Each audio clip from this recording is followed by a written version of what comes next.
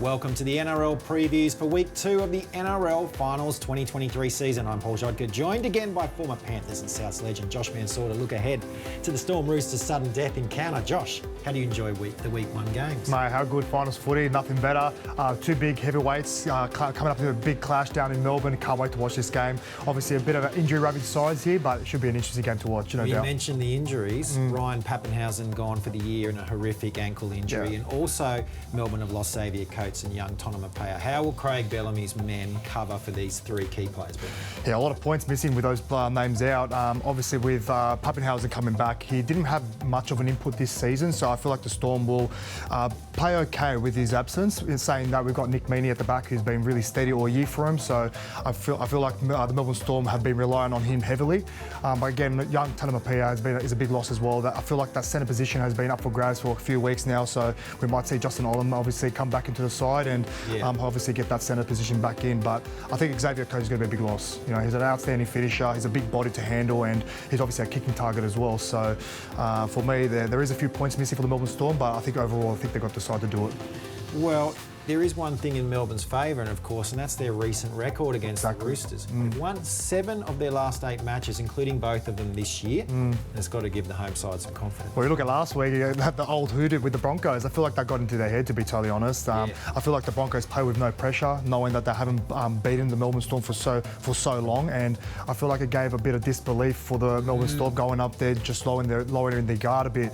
But they were shocked last week. I wasn't expecting that kind of scoreline, and you could see Cameron Munster's press conference after the game. Like, he was really embarrassed, and it did come down to the spine. I feel like they were very disjointed at times, and they just couldn't get on the same page. So I'm sure that's going to change this week, and they'll go back to the drawing board, the old cliche, and hopefully find a game plan to beat the Sydney Roosters that are very determined. Talking about the Sydney Roosters now, and they've been playing on pure guts and determination. 6 in a row, but further injuries hitting the side.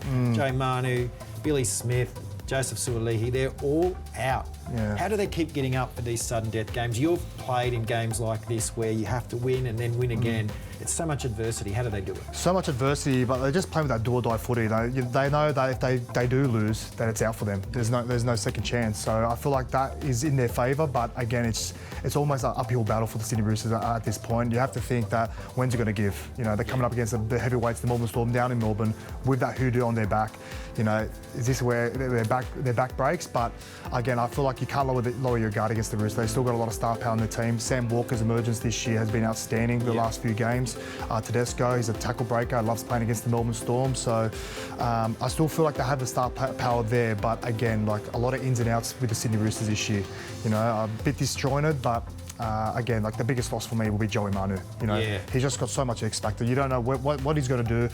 He always takes on 2 defenders at a time, and again, hopefully they find some those big shoes to fill. Well, you mentioned last week about their spine having to stand up. We're going to have to do even more without Joey Manu. Sam Walker, you've already touched on him. He was outstanding. Brandon Smith, he's really settled in now for full year now with the club. And playing through pain as well, both those players. Yeah, of course. And Brandon Smith, again, up against his former club as well.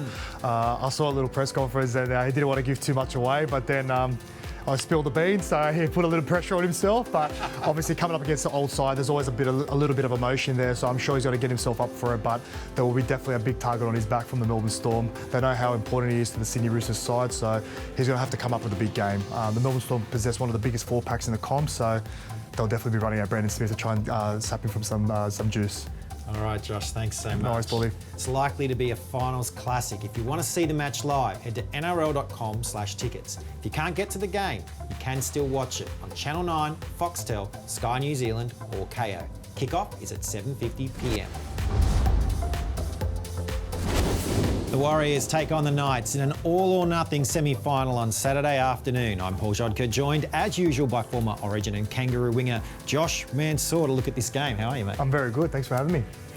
Warriors, they'll be disappointed in the way the game went last Saturday, but the big advantage of a top 4 finish is a chance to reload for Week 2 and be at home for the sudden death game, hopefully with the return of Shaun Johnson. Hopefully, yeah. Obviously, we know how important Shaun Johnson has been for the Warriors this year, and I have to say, who would have thought Knights Warriors semi-final game. I don't think anyone predicted that this year. So obviously these two teams have shown a lot of resilience the last few weeks. The Knights are on a massive roll at the moment with so much momentum on their back. But again, the Warriors playing at home, they're a different beast. You know, on the back of that awesome WAS fan club. So it's going to be a full stadium, no doubt. But again, I think the biggest thing for the Warriors at the moment, the biggest trap that I want to fall into is the occasion and emotion get into them.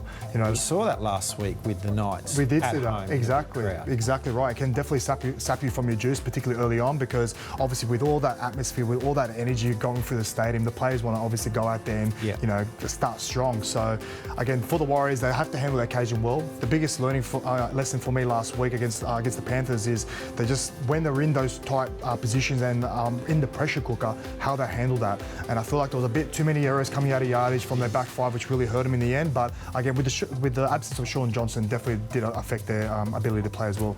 One aspect that Newcastle had trouble with in their game on Sunday was in the middle against the big Raiders pack. Yeah. This gets tougher though, doesn't it? I mean, it's a huge Warriors forward pack led by Adam Fanua-Blake. It's not going to get easier, no doubt. Yeah, we've got Murata as well coming off the back bench. You've got Adam Fanua-Blake, who's, I feel like he's been flying under the radar a bit. No, it hasn't been talking about much from a lot of the commentators there, but he has played a very pivotal role for the Warriors this year.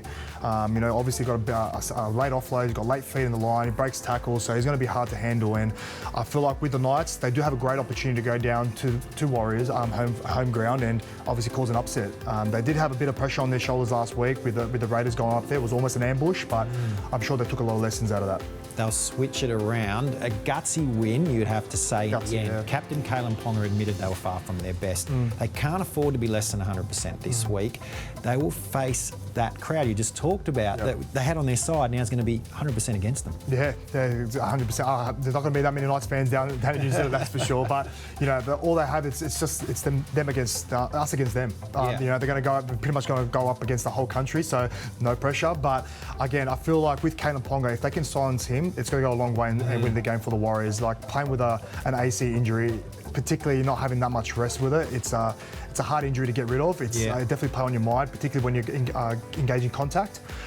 So he will have to definitely needle that up before the game. But again, the Warriors, if they have their game, they're going to have their game plan around Kalen. Everyone knows how good Kalen is and how important he has been for the Newcastle Knights. But everyone's going to really lift up their game and hopefully protect him. Well, the Warriors are getting their number 7 back, but Newcastle lose theirs in Jackson Hastings. He's out injured. Adam Clune will fill in again. One advantage for the Knights, though, is Clune's organising style does suit the likes of Ponga, Gamble, Phoenix Crossland, who play a bit more eyes up footy. It's almost like for like, I feel like with Jackson Hastings and Adam Clune. I feel like whenever Clune has had the opportunity to come into the side, he's done a pretty good job.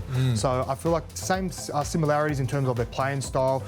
He's a very vocal halfback as well, moves across the park really well, and I feel like he's got a really good combination with Tyson Gamble as well. So I think with Justin Hastings, he's got a bit more niggle than Adam Clune, but I feel like he'll do a good job and he'll do the best of his ability when he gets his chance down in New Zealand. Dare I ask what's going to happen? Final. Yeah, you know what? It's a flip of the coin. Both sides very desperate.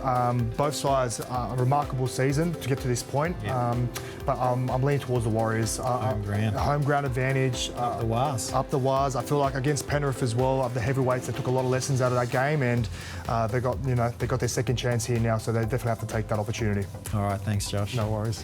What an atmosphere it will be over in New Zealand. Tickets sold out within minutes of going on sale. So instead, stay tuned to NRL.com for all your information on the game. And remember, you can still watch it on Channel 9, Foxtel, Sky New Zealand or Kayo. Kickoff is at 4:05 p.m. Australian Eastern Standard Time.